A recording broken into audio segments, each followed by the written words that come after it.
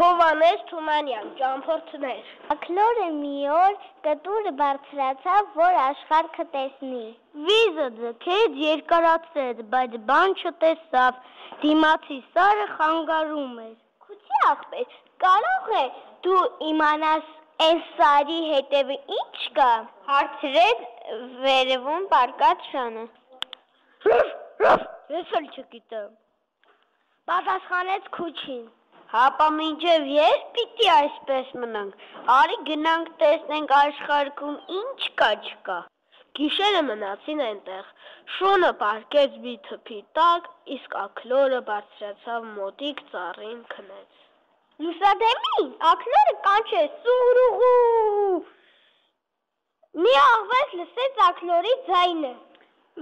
Բա սա որտեղից դուրս եկավ, այ լավ նախաճաշիկ։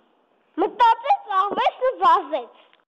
Բարի լույս սանամեր աքլոր, ինչ ես շինում այս կողմերում։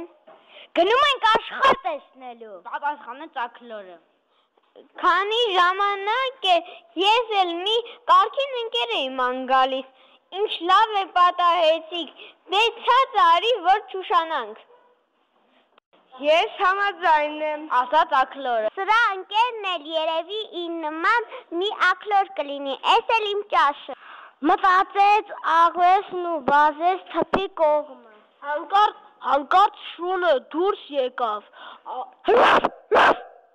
Աղվեսը պուկ փախավ։ Ո՞նց փախավ։ Կաց ախպեր, մի ֆրազի, մենք էլ ենք գալի, այսպես ընկեր չի լինի։ Ծառի գլխի ձայն է տալիս աքլորը։ Ու հենց հիմա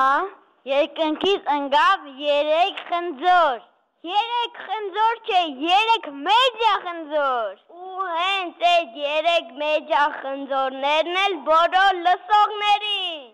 Հեքիաթը կարդաց 3-2 դասարանը։